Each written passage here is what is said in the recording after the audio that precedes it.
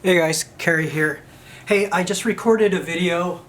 This is the very first time I've ever used this camera for a video, and I was relying on the autofocus on the lens, which didn't work very well. So the upcoming video is out of focus, which is probably a good thing. So don't mind it being out of focus. And so now you can read my t-shirt. It says vaccinated. It's like a rubber stamp kind of thing. So yeah, the upcoming video, it's going to be out of focus, but you know, I'm not going to re-record it. It's the audio that's important, not this.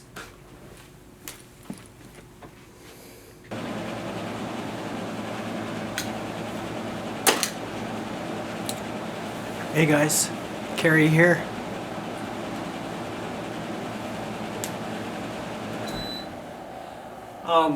Got a few things to say about the reporting on the anniversary of the January 6th riot / insurrection at the Capitol.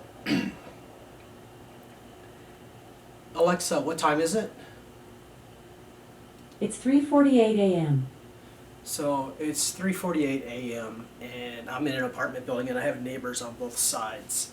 So if I'm not talking very loud, that's why. There's people sleeping right behind this wall here.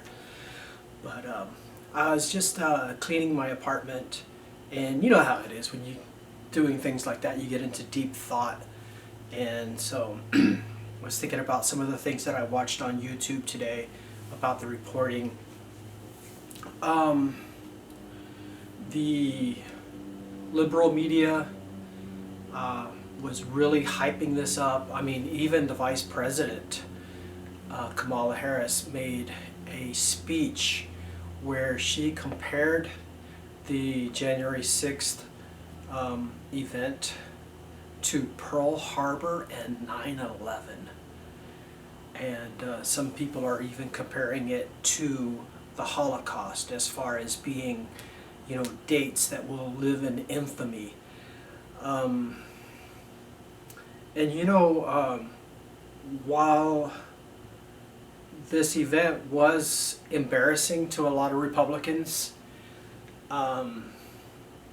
it was nowhere near as bad as some of the things that had gone on previously with the riots in the towns, you know, like Portland, and you know, all of the different riots in the big cities where, I mean, they were literally burning down buildings.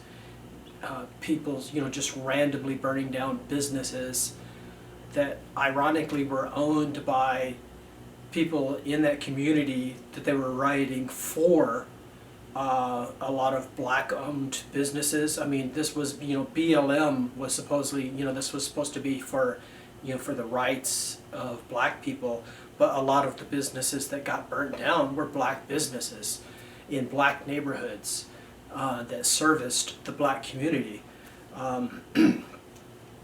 This event that happened at the Capitol, you know, was nowhere near as bad as those multiple different riots in different cities. I mean, it was a protest that went wrong in the end. There was one person that was killed on that day, and that was a Trump supporter. It was a female that was in the Air Force, and as she was climbing over a barricade and like maybe going through a window or something like that, she was shot by the Capitol Police. It looked like it, in the video, it looks like it was a female that shot her point blank in the neck, and she died. So the only person that died that day was the Trump supporter. There were some people that were reported to have died that day because of the riot that turned out not to be true. For instance, there was a Capitol police officer that died, but he died on a following day due to a stroke that was unrelated to the events that happened that day. Some of the reporting for that guy was that he was hit in the head with a fire extinguisher, which was just totally untrue. So, you know, there's a lot of bad reporting And the bad thing about that is that once things like that are reported, they're never strenuously retracted once it's found out that it wasn't true. And so that bad reporting lives on in the minds of the people that follow that media. And so that's another thing that,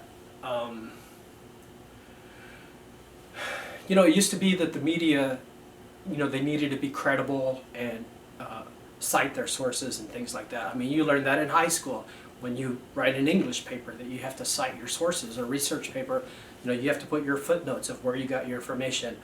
Well, the media has gotten further and further away from that. And so in the first reporting of something, the facts that they put out to the public can be so wrong. And then maybe later they'll come back later and correct it and maybe have a little footnote at the bottom of the story that, this turned out not to be the case and this is how it really happened. But nobody reads that. What lives on in people's minds is what was reported in the beginning. And so, unfortunately, the media, with the exception of like Fox News, all of the media leans Democrat, liberal, and so they kind of have a control on what gets reported. And so they can report this bad information that, leans in their direction. And then even if it turns out not to be true, what they reported to begin with lives on in the minds of their followers. And it's hard to correct it once it gets put in your mind a certain way.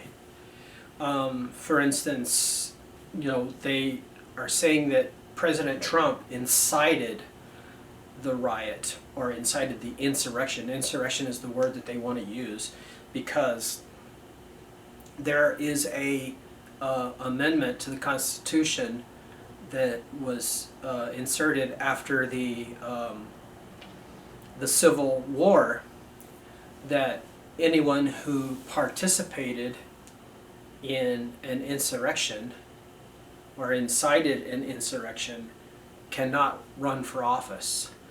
And so they want to use that terminology, the insurrection, in order to be able to prevent Trump from running again. So, instead of, meeting him head to head and having a actual election, they just want to eliminate him from even being eligible to run for president. And so one of the things that are being pointed out on the conservative side is that of all of the people that were arrested and charged for the events that happened that day, not one person has even been charged with insurrection. The majority of the charges were trespassing, because they had entered spaces in the Capitol that they weren't supposed to have been at. And so, nothing even near insurrection. And also that, they're saying that Trump incited the riot, but if you watch the speech that President Trump was giving on that day outside of the Capitol, there's a moment where he says, so later on we're going to march down to the Capitol and peacefully protest, or something to that effect.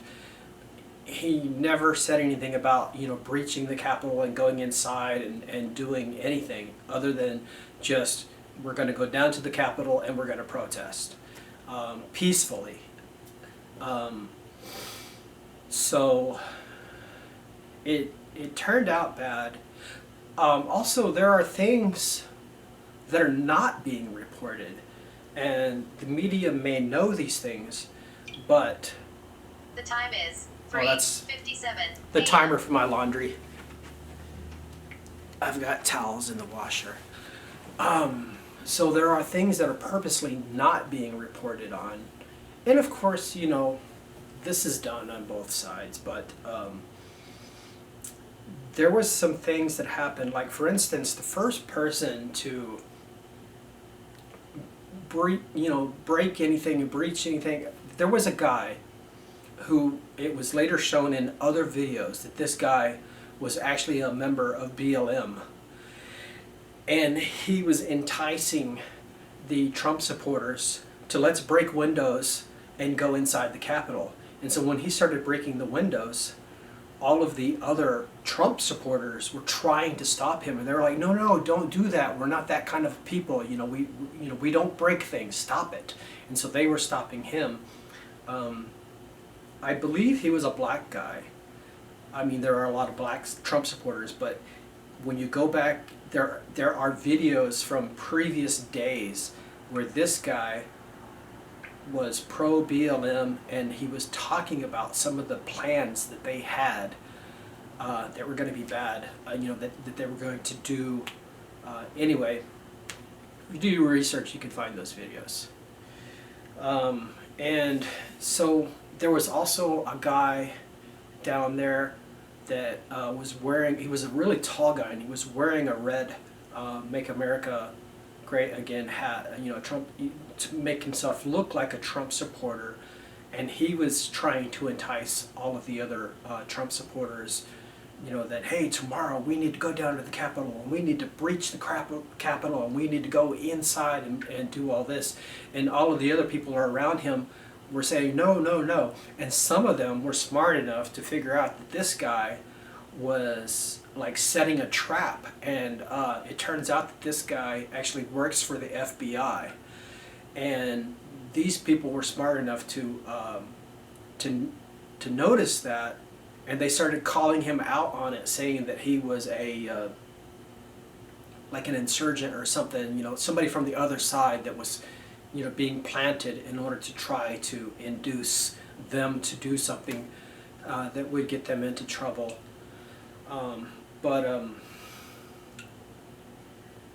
So the liberal media is using this event as a bad thing against the conservatives and Republicans. But I mean, this was a small thing compared to the things that they were doing. I mean, where they were literally burning down cities, multiple cities over months and months. And so I know there was a lot of people who went to this event who felt that the election wasn't fair. There was a lot of things that were suspicious that made these people think that the election wasn't legitimate. And so, I mean, especially when you looked at the campaigning and you see the Trump rallies and you see thousands and tens of thousands of people at each one of the Trump events that showed up in support of Trump. And then you see Biden's campaigns where, maybe a handful of people were showing up to these events, and it wasn't very energetic or anything. And so to a Trump supporter, it looked like Trump was obviously going to win because he had all of these people showing up for his campaign rallies and things. And so when it turned out that he lost, it was pretty shocking. I mean, just like it was shocking to the Democrats when Hillary lost. I mean, I went to a election party that was hosted by a friend of mine who's a staunch liberal Democrat, and everybody there was a Democrat as well, and I was the only Republican, and I went, in good, like, okay, yeah, it's pretty it was pretty pretty obvious that based on what had been reported and what you'd seen in the news and everything, that Hillary was probably going to win. And when towards the end of the night, when Hillary's numbers had been going up, and then they just kind of stopped, and then Trump's numbers started going up, and then Trump's numbers started going up more, and Hillary's was pretty much staying the same, and it became really obvious that Trump was going to win. I had to maintain my cool because everybody around me was a Hillary supporter, and I was like, oh my God, is this really going to happen? And all of the other people at the party, they were like freaking out. Like there was a guy that was like, oh my God, I can't take this off, I've got to go outside and have a cigarette and stuff like that. So yeah, so it's kind of the same thing that happened, you know, when Trump beat Hillary, that it was really unbelievable. And so then when Biden beat Trump, it was pretty unbelievable as well. And then, you know, there was a lot of things that were being reported. Like there was a moment where Trump was winning, and then all of a sudden in the middle of the night there was a dump of votes that spiked Biden up above Trump, and it looked really suspicious. There was a lot of things. There are people that, you know, depending on what side you're on, you only get information about certain things and not about the others, and vice versa on the other side. And so for someone who is, you know, kind of middle of the road, and they look at both sides, you can kind of understand, you know, why people believe what they believe. I mean, like, I understand, you know, what the conservatives believe, and I understand, you know, why the liberals believe what they believe, especially since the majority of the media is liberal. I mean, you've got, you know, CNN, MSNBC, practically every TV station, with the exception of Fox News, is liberal. And the Twitter and Facebook, I mean, they deplatformed the President of the United States from Twitter. They banned the President of the United States while he was president from Twitter. And Facebook, if anybody posts anything on Facebook that is a conservative view that they don't like, they will find a way to fact check it so that, number one, it doesn't get seen by very many people, and two, if you do this like maybe 3 times, if you post something on there that they're able to fact check, and it happens 3 times, they can actually ban you or stifle you in such a way that your reach, that okay, you can post this, but it won't show up in other people's feeds. So when they scroll through their Facebook, they will not see your post because they have deemed your post as being factually incorrect, and they will find the tiniest little thing in order to be able to deem it infactual or even partially false. And they will even pose it as like a question that wasn't even the question. Like if you say the sky is blue, then they can come back and say partly false, the sky is also partly white because of the clouds. So it's things like that. And recently, John Stossel is suing Facebook because something that he had posted, Facebook deemed as false. And so John Stossel is a reporter, and he's a libertarian, which is more conservative than liberal. It's classical liberal. I mean, libertarians pretty much believe in live and let live. You know, you mind your business and I'll mind my business, and you know, just, you know, que sera, sera. just leave people alone, let them do their own thing, less government, stay out of my business, that kind of thing. And so he's a reporter, and so he reported something, and Facebook deemed it as false. So that's like calling him a liar, and he's a reporter, and so as a reporter, I mean, that's your... The time is 4:07 a.m. As a reporter, I mean, that's very important that your reputation, that people can believe you. And so for Facebook to call him a liar, so he is suing them for defamation. Well, in the defense for Facebook, and the fact checkers, et al., everybody who's included in this lawsuit, their defense was, well, the fact checks that we post on Facebook aren't necessarily statements of fact. They're statements of opinion.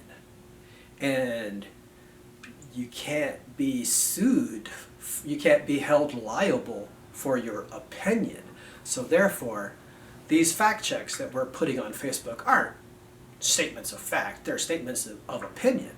But these fact checks can get you deplatformed or have your reach cut off. I know I share a lot of things on Facebook, and sometimes there are things that later Facebook will come and say, oh, this was false, and then they put that banner across that tells you that it's false, and click here to see why. And so that when you click on that, it takes you to their website. And so what it does is it gives their website more clicks. And so it's a way to drive clicks to their websites. And it may go to an article that was written by, some liberal mainstream media or someone who's on that side, and so it drives more clicks to them. And so then what ends up happening is, like, especially if you have shared something that they deem not factual, and you've done this like 3 times, maybe it's just a meme. In some cases, it's a meme that is an obvious joke. It's just meant to be funny, not factual. And they will fact check a meme that was supposed to be funny. And you get 3 of those, and they'll limit your reach. So that means that from then on, every time you post something to Facebook, instead of it being shared to your friends and showing up in their feed when they go to scroll through to read all of the postings of their friends, your post won't show up in their feed. But yeah, so I mean, this event that happened at the Capitol a year ago, I mean, it was meant to be a protest. I mean, I know people that wanted to go to it that didn't, and maybe it's a good thing that they didn't, because it ended up being kind of a trap where there were people that were inciting the protesters to go inside and break things, and I know there was people that were upset about the election, people who felt that it wasn't right, and in their minds, I mean, they were ready to storm the Capitol, but most of them are law-abiding citizens. Unlike these rioters that had been burning down cities and breaking things, these people, they pretty much just wanted to show that they were unhappy with what happened with the election, and that they were suspicious that it wasn't legit. And I think that these people are more like the patriots from the American Revolution, that they would have been willing to pretty much go to war for what they believe in, because the quote progressive liberals, that progressive, I mean, it sounds like a good thing. Oh, let's be progressive, let's progress and make things better. But the progressives pretty much want to do like a radical change of the country. And the conservatives, they want to be conservative. They want to kind of keep things the way they are. America is, the greatest country in the world. It's the country that all other countries look to as, the bastion of freedom. And, we're a great country. Why do we need to change? We can change a little bit, but the progressives want radical change. And so, so I was going to say that the conservatives are more like the patriots in the American Revolution, where the Democrats are the British, the redcoats, and the conservatives are the patriots or the rebels against the British, against the authority. But it seems that, I don't know, maybe the Democrats are the rebels now, but it seems more like a communist takeover kind of thing, where it's not necessarily that they want more freedom, they want more control. Where the Republicans and conservatives and libertarians want less control, less government in our lives. Just, let us live our lives, run our businesses, and be free.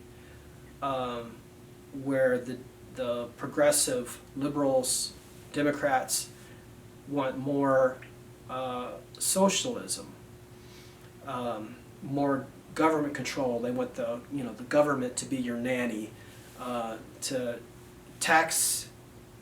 take in a bunch of taxes, tax everybody heavily, and then use that money to take care of the people by giving them benefits. Where the conservatives are like, no, I don't want the government to tax and then give me the money back as a benefit. I would rather just work for myself and just have a business, just let the government stay out of my business, let me run my own life, make my own money, and that the government, by taxing and then using that money to spend on benefits, the government is very not unlike a business where you're looking out for your expenses and trying to spend the money wisely and stuff like that. If you've ever worked for a government organization, I was in the military for 20 years, so I know that side of it. The money is not spent wisely.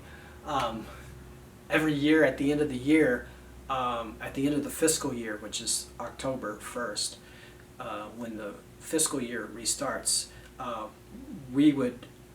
our higher ups would tell us, order parts, take everything that you need parts for, even things that you don't even need parts for. We need to spend this money in order to substantiate getting the same amount of money for the following year. So it's very wasteful. And it's just the way that it's run by, you have so many people in charge of different things, that those people have got to be paid, and whenever they buy things, they don't necessarily try to buy the best quality thing at the lowest price, and so the government is just really inefficient. Where a private business, they're looking out for their own money, and so things are run more efficiently in a private business than through the government. So it would be better for the government not to just take all of our money and then give it back and redistribute the wealth, and give it to the people who take it from the people who have been working hard, and tax the people who are working in order to give it to the people who aren't working. So that's kind of the difference between a conservative and a progressive liberal. The conservatives pretty much want to keep things the way that they are. They they believe that America is the greatest country in the world. So why do we need to change? I mean, yeah, we can change a little bit, but the progressives want radical change quickly. But this event at the Capitol, I know that the Republicans, this is being used against the Republicans to kind of shame them. But it's like the Republicans kind of need to own this. I mean, especially when you compare what happened. The time is 4:17 a.m. When you compare what happened at the Capitol that day. Hey, it turns out the camera switched off right during my last sentence, so I don't know if it got it. But what I was saying was that the blue check marks on Twitter are comparing the events that happened at the Capitol on January 6th to things like the Holocaust, Pearl Harbor, and 9/11. And it just wasn't. It's no comparison. By the way, if you guys like the t-shirt, you can get this at my merch. I don't make any money from it. Cafe Press, supposedly when you buy things from my store, there is a slight markup. I think my markup is only $1. And what was supposed to happen is when people buy things, then for every item that they buy, $1 of it comes to me. But it turns out the Cafe Press doesn't pay out until that racks up to a certain amount, and I think it's $100. So that means people would have to buy 100 items before I get any money. I know that people have bought my t-shirt designs that are on Cafe Press, and Cafe Press over the years that I've been on there has never given me one penny. But if you like the design, I have other designs. The website is customislandtours.net, which then redirects to quarkcsj.com. That's QUARKCSJ.com. And click on merch. There's a little icon there that looks like a t-shirt. It says merch. Click on merch. Check out the designs. I don't make any money from it, but if you think that anything on there is cool and you want to get one, you can do that. Funny story.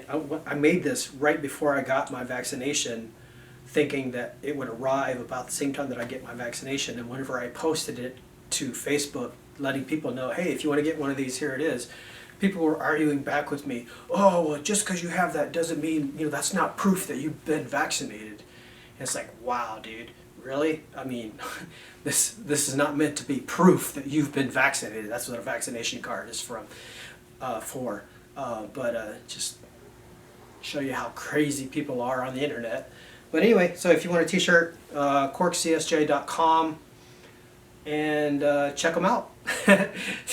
That's the line from Mark Dice. Sorry, Mark. Okay, thanks. The time is 4:28 a.m.